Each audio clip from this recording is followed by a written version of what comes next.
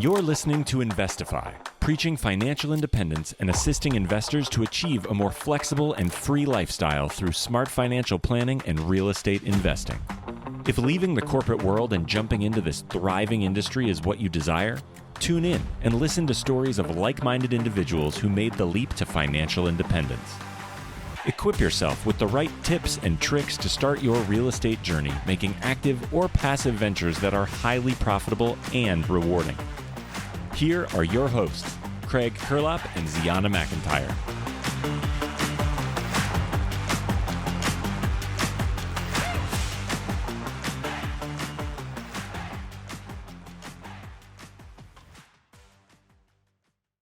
Joey Mure, welcome to the show, my friend. So good to have you on, man. And so, we know that you have an amazing story. We know that you're into the short-term rental space, but we want to know where it all got started. So tell us, where did you first hear about financial independence? Oh, man, it's great to be here. It's a pleasure. Thanks for having me. And I'll say the first time I heard about financial independence was the same way most everybody does. That little purple book got put into my hand, Rich Dad, Poor Dad, when I was in my first major job out of college in the mortgage business. I had my mentor slash boss told me about it. And this was in 2004. It must have been 2004. And it was such a great idea that I forgot it immediately and just kept my head down and started grinding through the mortgage business for the next, probably 9 or 10 years. And I wish I had paid better attention back then, though. Wow. So, what made you spark in that book, or what brought you back to that book, or just the concept in general? Well, I think for me, it was one of those that I had the knowledge of that book, but then I got blinded by, I think, what everybody does, the idea that increasing your income was an allure. And so I started to rise through the ranks, so to speak, with, I worked for Wells Fargo Mortgage and started to manage people and then started to build, a large following of people. And so my income kept increasing. And I think what happened for me, what kind of drew me back to this was seeing how my time was getting just taken away from me. And there's a couple of really kind of interesting stories I could tell, but the first would be anytime we were on vacation with me and my wife and our daughters. I have 5 daughters now. At the time when this was kind of hitting me, they were young, and they were probably 2 or 3 of them at the time. But I would be on vacation and be sending them down to the beach and say, hey, I'll be right behind you. I just have to take one more phone call. I just have to respond to some emails, and then I'll be right down there behind you. And then 2 hours later, I was walking down to the beach, and they were passing me going back to the condo because they were done having fun on the beach, and I had missed it. And it was those moments that kind of woke me up to the fact that this is not working, right? Like, a higher income doesn't create freedom. I have to stop trading this time for money. And it was kind of like a lightning bolt, oh, well, I've been doing this wrong. I know the financial freedom formula is passive income greater than monthly expenses, because I learned that in 2004, but it's like I lost sight of it. Do you know what I mean? Yeah. Yeah, 100%. Right? So you read the Rich Dad Poor Dad book. You had that knowledge tucked away in the back of the archives of your brain, and then you go ahead and you chase the money, which is what so many do, and what you're brainwashed to do in college, and what your parents tell you to do when you're growing up. And you were succeeding, right? Honestly, if people wanted to talk to you while you were on vacation, it's probably because you were pretty good at your job and you were pretty irreplaceable, right? And so with that came the higher paycheck. And then you realize how much pain, like that, I can see it in your wife's eyes, even though I don't know your wife, right? But I can see it in my wife's eyes if I were to pass her going to the beach while she was coming back, how upset she would be. And that is the pain point that I think, in order to make change, you need to have pain. And I think that was the pain point for you to make that switch. And so, fast forward 9 years, it's 2013, if I'm doing my math correctly. What changed? What did you do? Yeah. So, and I think the other part of this story was that It was around 2009 and 2010.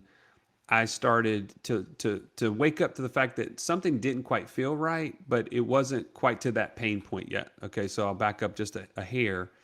And it was more around like the fact that I was making all this money, but I didn't, and I was living well below my means, but I didn't have, there was nowhere I looked around and I felt like there was success that was equivalent to what I thought I would at that income, if that makes sense. Like I didn't have any massive account somewhere that was growing tremendously, and I just was doing the traditional things like my 401k and IRAs. And I started looking into 529 plans and I was like, this doesn't feel like success, if that makes sense. And at that time, a friend of mine from church shared with me a book, and he's like, "You need to read this. All my clients are reading this, and it's making a huge difference for them. And plus, I want to start referring you mortgage clients." So of course, I'm like, "Okay, well, I'll read the book." And it dramatically, that's where I started to have that shift back to financial freedom. And then the pain later really drove me to taking action, if that makes sense. So that was in 2010. And the book was Becoming Your Own Banker by Nelson Nash, who became a mentor of mine and totally changed the trajectory of my life from that point forward. Oh, absolutely. It is the foundational book for, in my opinion, the fastest way to financial independence. In using the traditional kind of accounts and things that people have used, I think puts you at a disadvantage. And whereas the Become Your Own Banker really talks about how to take cash, put it into your control, to then start leveraging it into passive income assets that create the freedom. Now, at the time, I was kind of seeing it just in a tunnel vision, if you will. Like I could only see so much. I could see the first place is I needed to quit putting money in places that were outside of my control and or went against the whole concept of financial independence, i.e. my 401k. Like that was the place I was storing tons of cash and hoping for retirement. And I had to change that mindset that it's no longer about retirement. It's about freedom today. Well, why would I then put money away until I was 59 and a half when I could be putting it into my control today and then using it to create freedom today? So that's the book that really prompted all that. And I wasn't to where I am now, where I can see all the different asset types that create the freedom. I knew that I had to put money in the right place. And that's where that book really helped me. So where did that book suggest you put your money? So the Become Your Own Banker philosophy and concept is what our whole company is based off of. It's our foundational pieces. We mimic the banks ultimately, right? So Become Your Own Banker, you mimic the bank. Well, where does the bank store their capital? And I didn't know this, but I was working for Wells Fargo, one of the largest banks in the world, and they were constantly putting money into high cash value life insurance. If you don't believe me, you can go look it up. Well, I did not have any concept of that before the book, but it was tremendously impactful to see the people I worked with at the bank every day would tell me life insurance is the worst thing you could possibly do with cash. And simultaneously, the bank is putting $19 billion a year into life insurance. Like, okay, how are those two things aligned? And it really starts to show you that there's a disconnect between the people that really understand money and the people that are just working for the bank. And so anyways, yeah, designing it properly is important, but high cash value life insurance is by far the most impactful thing to my financial freedom journey that helped me get started and then started to open up opportunities that I never saw before. Get into your story and like hear more about, maybe your first deal and all these areas have now. But just to wrap up this lifestyle or your company and the life insurance, I want to understand what you guys do to facilitate like helping other people with this concept coming from Become Your Own Banker. Yeah. Well, I'll tell you this. We have a book coming out later on this year, hopefully this summer, and where we're going to outline this much more clearly. But we use a 3-step process, and we call it the GPS model, which is, not in any way, shape, or form like new or different. But when you're wanting to get to a destination, what do? You pull out your Maps app and you put in your destination, right? And so we start with the goal is the beginning of that GPS model. And we have ways that we help people dream again. Like, what does financial freedom look like for you? And sometimes we actually need to be prompted to think about what that would look like for us, because that piece of, especially the older we get, the piece in the back of your brain that you were dreaming about what life could look like slowly has died, and you're just putting up with life, or you're just getting through the motions, hoping for retirement at some point. And so we created a whole course, we call it the Passport Challenge, that helps you to go through and start thinking, who do I want to be? What do I want to do or stop doing? And what will I have whenever I become financially free? And it actually creates almost like a vision board to help you start to see what it is that I'm really going after, right? And so that's the goal part. The plan is the P in GPS, and that's where infinite banking and using the policies as a stage to put your cash in before you start going into investing in passive income. That's where we implement that for people, and we help people to do that individually, meet with them, and our coaches walk you through the process of how to identify cash flows, how to design it, and then how to integrate it into your lifestyle. And that goes with our investor DNA as well. Like, we teach people, what's your profile? Like, what sort of investments would be a fit for who you are? And that's all in that plan phase. And then support is the last piece. That's the S, where our community, our online app, actually it brings over 5,000 people around you who are on the same journey, and helps to provide coaching and additional support. Wow, comprehensive. I might be reaching out to you guys. I actually life insurance, and I guess it's hard to say. So many people are doing it wrong, and it can be really predatory. Yes. To be with the right kind of coaches that have set of this infinite banking as a way that you can kind of loan yourself money. You guys are curious about it because we don't really have the time to explain the whole concept. Definitely reach out to Joey and his team and see what. So just to transition, let's talk a little bit about your first deal. And I know a little bit that you said that it kind of went fabulously wrong and it was a bit of an accident. So that sounds like great. Oh, I'm not proud of it. Yeah, I'm not proud of it necessarily, because what happened was my wife and I were just had gotten married a year before, and we were like, okay, it's time to buy a house.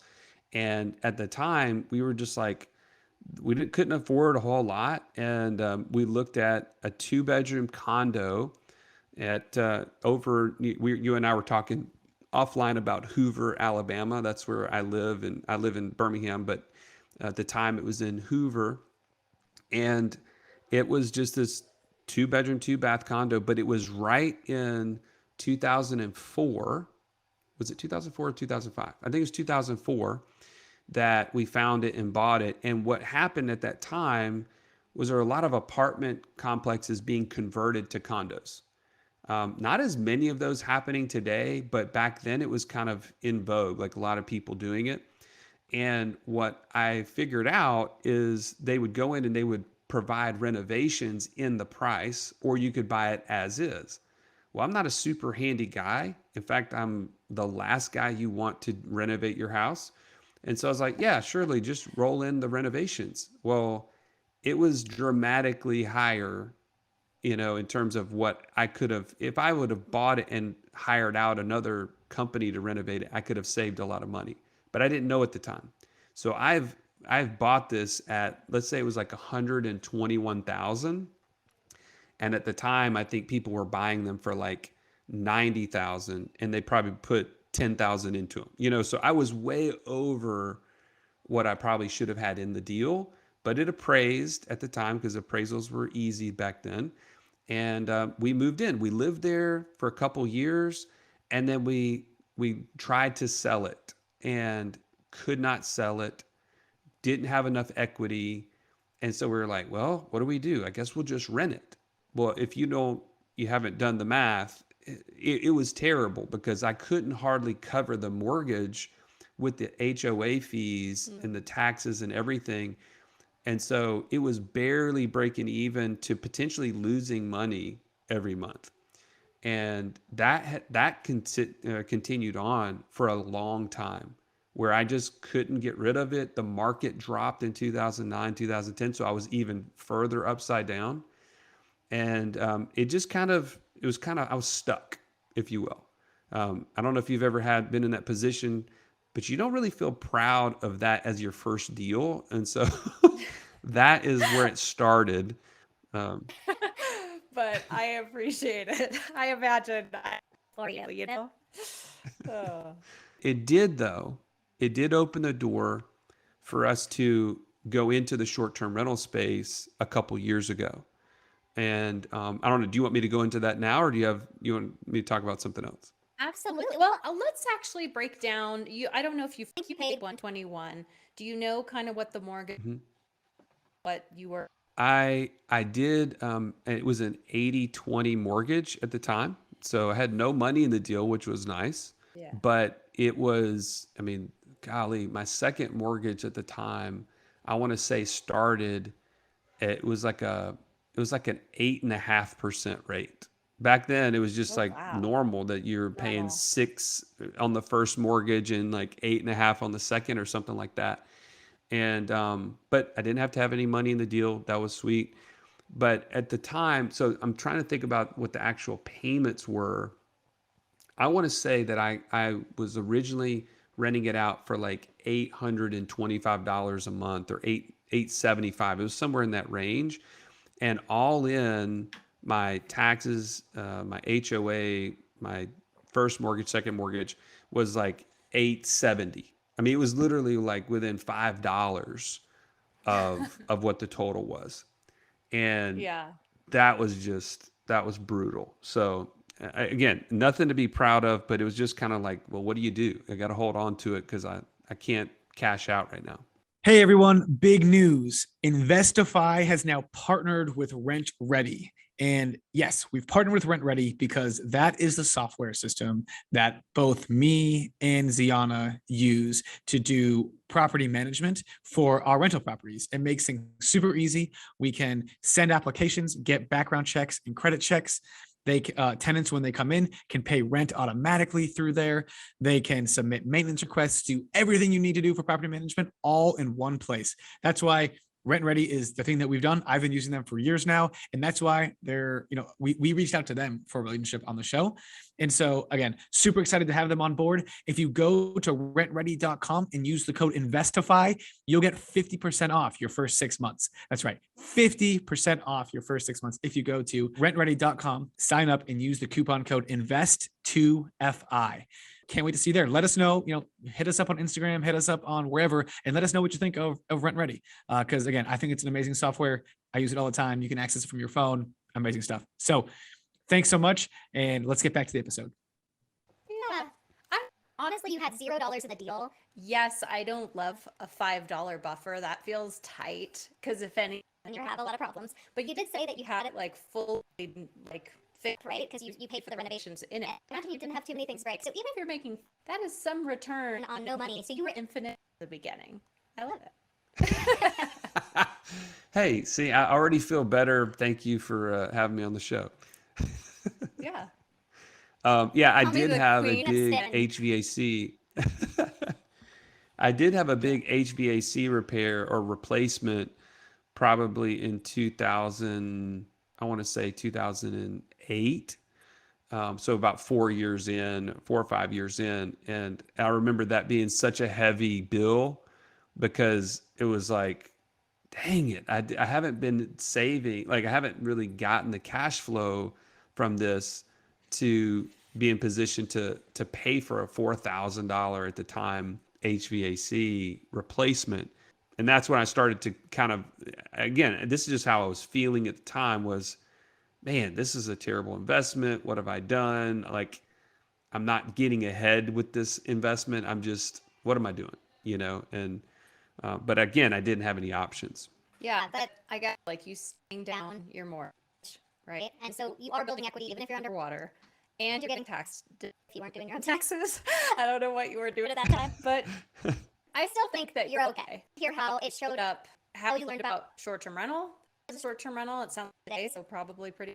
Yeah. So I think I mentioned to you up front that we have our own podcast, and we started interviewing people about 6 years ago about passive income. And it was just our way of learning what to do with our systems that we mentioned, the infinite banking systems we created, had lots of cash in them and needed to do something with them. And so we started interviewing people. And this was in 2018, I think, is when we first got introduced to the idea of rental arbitrage as it relates to short-term rentals, where we don't own the properties that we go and we get a lease on, and then we turn around and sublet, so to speak, do a master lease and then rent them out short-term on Airbnb, Booking.com, VRBO, and things like that. It was a brilliant idea. We're like, wow, you can build an empire and not own the real estate. And this is, again, we felt like it was an inflated market at the time.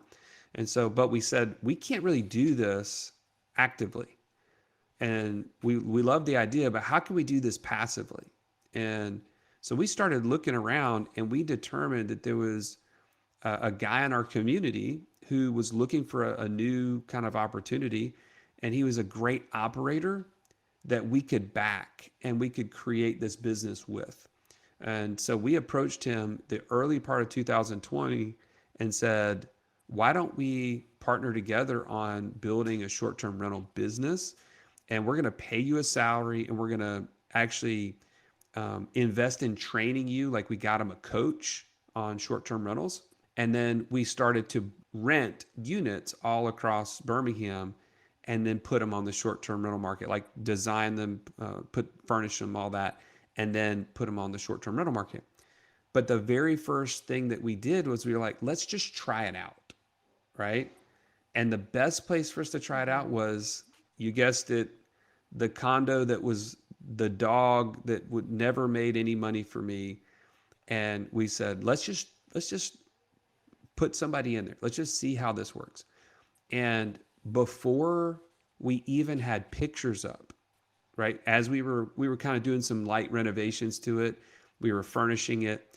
Before we could even furnish it and take pictures, we put a coming soon. And this was June of 2020. We made it available for the first week in July. 4th of July week is always a good busy week for travel.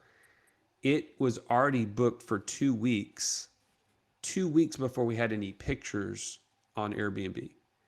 And we were like, okay, there's something to this. Like, it's not just a good idea at this point. Like, this is going to be something special. And I point to the fact that, man, this is the first unit that I ever bought, and I've been thinking it's terrible all this time. And I went from charging somebody, I think it was $8.95 a month at the time. His last lease was up in May of 2020. And then the next month in July, we netted over $2,000 on that particular unit the very first month. And I was like, this makes me really happy to have had this condo. Finally. So, but that was the start of now what's 27 units across Birmingham. I just want to say, holy cow, you You did 27 units in like even 2 2 years. Insane. So So congratulations. But Craig had something to add he can't actually interact. So I'm gonna just keep up with the show leave like a 5-second pause. and they can cut it out. Okay, So so this is a proven concept. You see that Man, dollars all of a sudden on this place place that I just never knew. potential. I imagine you were Kicking yourself a little little bit that you didn't do it sooner. Let's start like 7, because I imagine you started with only a couple. But to get to 27 is pretty hefty. Yeah. So I think the big thing for us was that we had a commitment to hiring an operator and putting a large, like a salary behind him, and saying, in order for this to make sense, we're going to have to scale pretty quickly, right? Like we can't just have you managing one unit. And so we started the very next month after July, going out to find other places to do this. And we took down 3 units in July that I think went online in August. And then we went to another, and these are all, so my condo was the first place. The next ones were all apartment complexes. And we did that on purpose because it was easy to scale. And interestingly, apartment complexes are much more open to the idea than what we found individual owners or landlords were willing to do. And so we went to one complex and got 3, and then we went to the next complex, and I think we got 8 was the next one. So we went from 1 to 12 within a matter of about 4 or 5 months. And the heaviest burden with that is just furnishing it and having a design team that could go in and quickly, have products that can go in there and have it set up and have it professionally, photographed. And so we also then brought in a design team. So we treated it like a business. I think that was the thing that helped us to scale very quickly. And then the second thing, and I don't mean to like beat a dead horse about this, but we had large amounts of cash that we were trying to deploy into something. And when we found this, it was like, this is a no-brainer. Like we need to get this cash at work. And so, and then once all those units started produce more cash flow, we just allowed that to keep investing in the business to expand to the next, to the next, to the next. And so it's been a dramatic, very quick, opportunity, but it has continued to pay huge dividends, and it's allowed us to really expand to even now outside investors can hire us to manage their properties because we have all the systems and we have all the infrastructure in order to do it here locally. Lots to unpack there. I have a couple questions. My first one is, how did you approach the apartment complexes? Because I have heard before from people, and the way they did it was that they would approach a new complex and say, hey, we know you have so much. We're going to have a few less, and then the next year we'll have a few less, deal with the vacancy. But that doesn't sound like what you did, so I'm very curious. Yeah, so first of all, I can't take a lot of credit for any of this because our operator is the one that did all of the like boots on the ground work here. We really wanted to treat this as a passive business.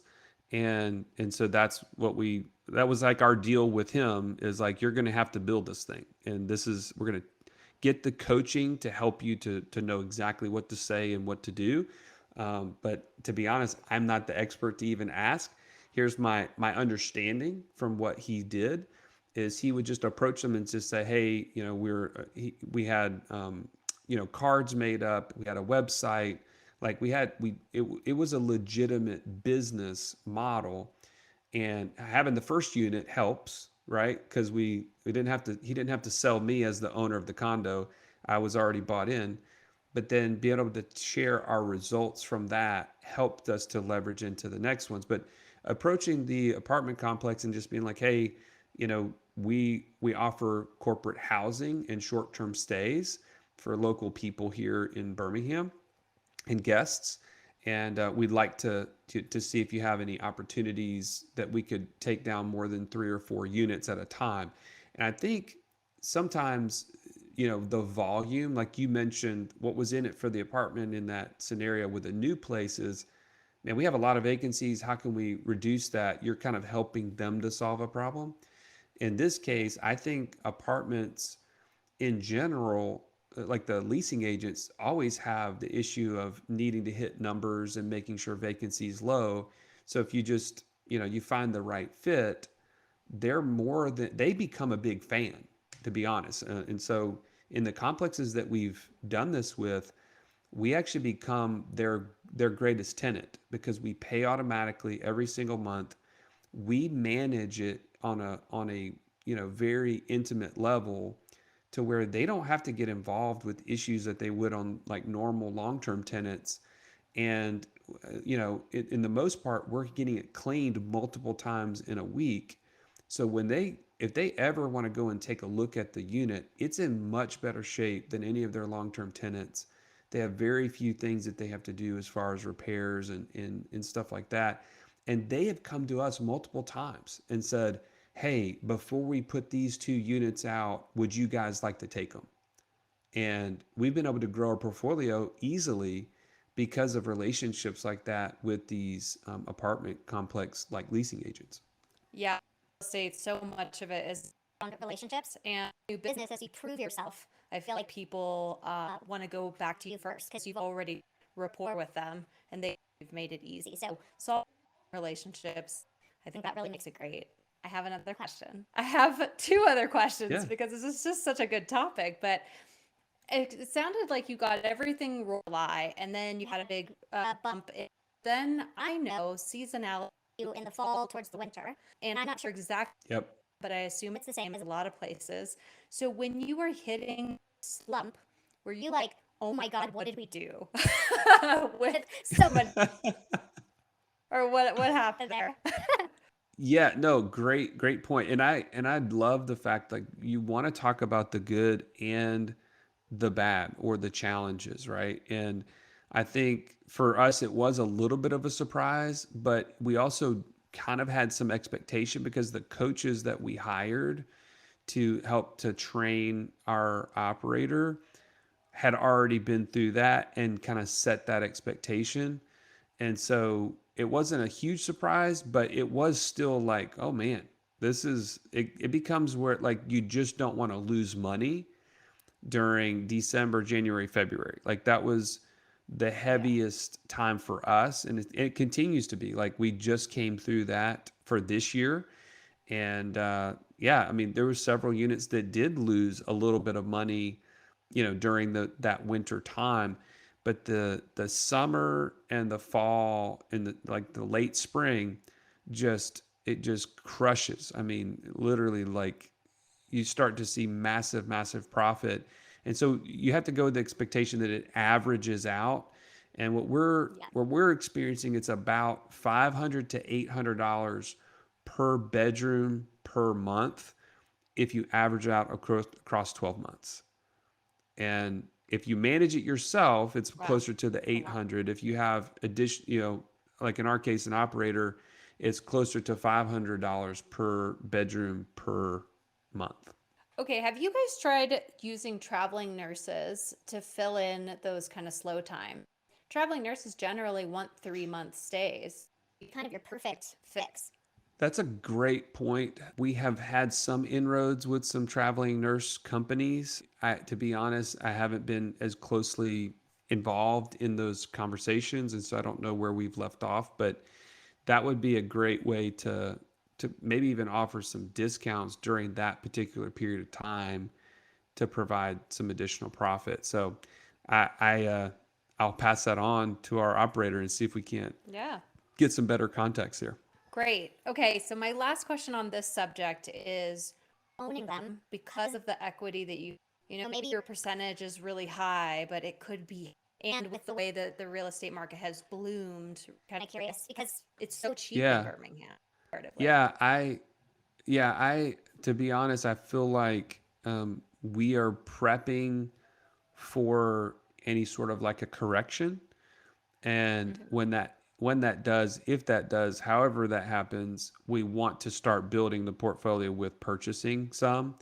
But we felt like, at least from a strategic standpoint, where we're at right now is that we wanted to focus on cash flow and getting there as fast as we could in terms of building our passive income portfolio, and then being able to prepare for the ability to maybe buy in bulk down the road.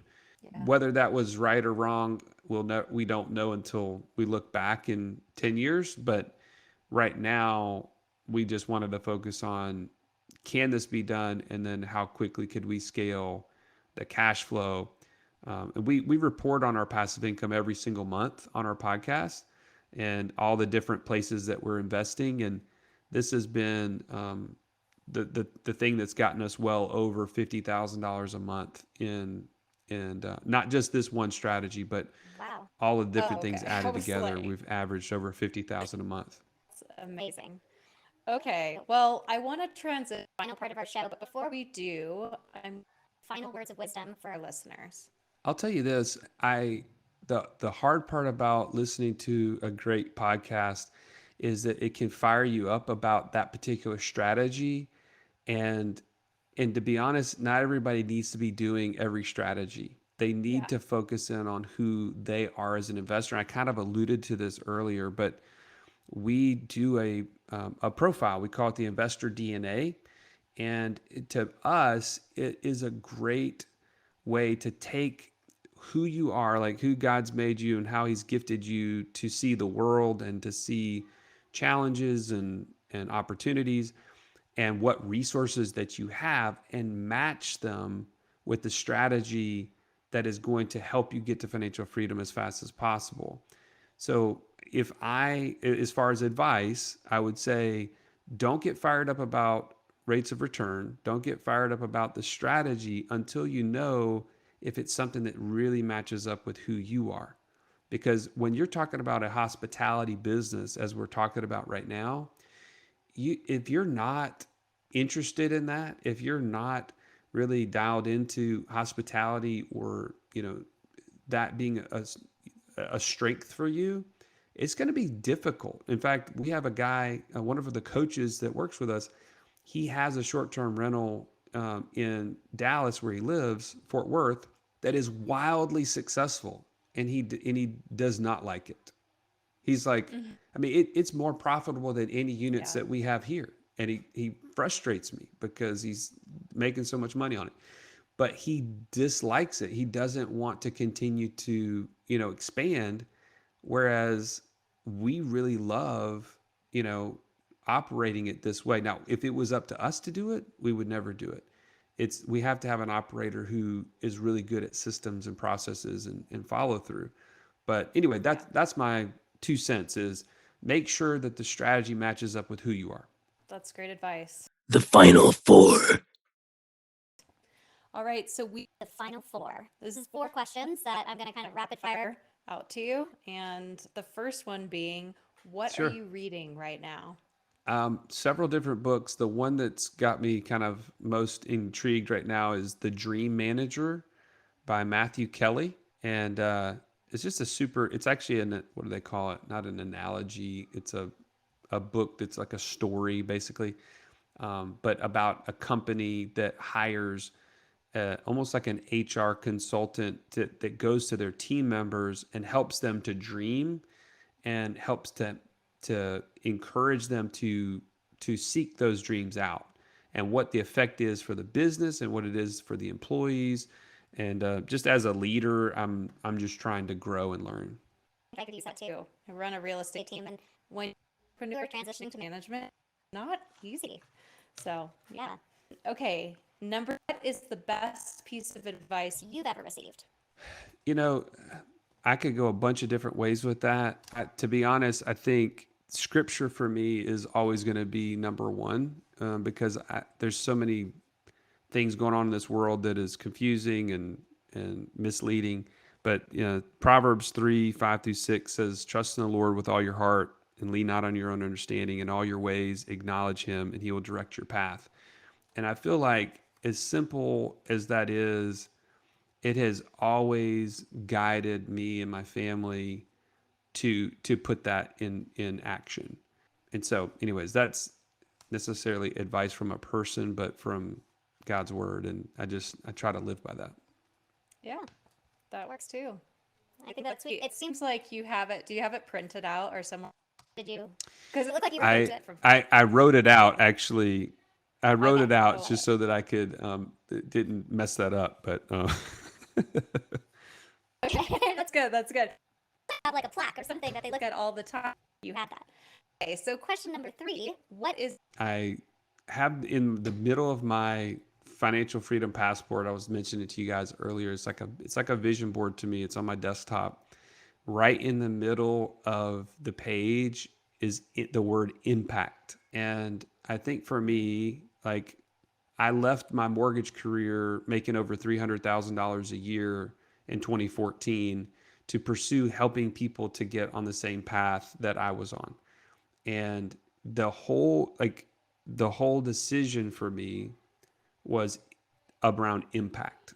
Like what I'm doing right now in the mortgage business is great. I'm able to help people and I enjoy it and I'm good at it. But what is the impact that I can have if I help people gain financial freedom and go down this path that I'm following? It's much, much greater.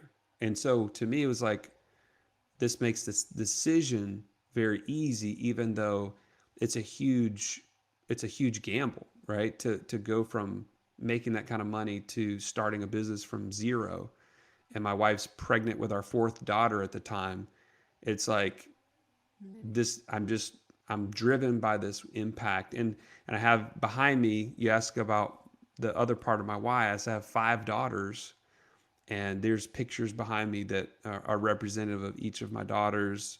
We play golf together, and so they're playing golf in the pictures. But those, me being able to pass on to them this knowledge and to help them gain financial freedom 20 to 30 years before I ever did is what drives me and what I want to continue to share with the world. Well, that's great. Question number 4. If you had it to do over again, what would you do differently? In terms of just life in general, in terms of the deals, I think I go back to where we started, and I would say I would have paid attention to that purple book that talked about financial freedom and not gotten distracted with, the rat race. And I feel like it was subtle, but it started to just really take over, and it just distracted me for a long time. And so I think, starting back there and putting into place the things that would have gotten me to financial freedom faster. That's probably how I would say it. That's great. Well, we are all wrapped up. How can people get in touch with you if they all the things that you mentioned? So I just want to invite people into the community, if that's okay. It's a free community. You can join at wealthwithoutwallstreet.com/passport. When you put that in, you're actually going to get access to the Passport Challenge for free. That's where I was mentioning earlier that it's a course designed to help you to dream and to put down on paper what your financial freedom will look like. And so anyways, in there, it's an actual app in the App Store you can download and just search for Wealth Without Wall Street. And you can DM me directly in there and just tell me you heard me on the Investify show. I'd love to connect with you there. I don't unfortunately spend a lot of time on other social media channels because that's where the brunt of our courses and our content and our time is spent. Okay, I love that. That's great. Much for being on the show today. I got a lot out of it, and I hope that Everyone else did. Yeah. Well, let me know if you're trying to do some short-term rentals over here in Birmingham. I'll help you any way I can. Absolutely.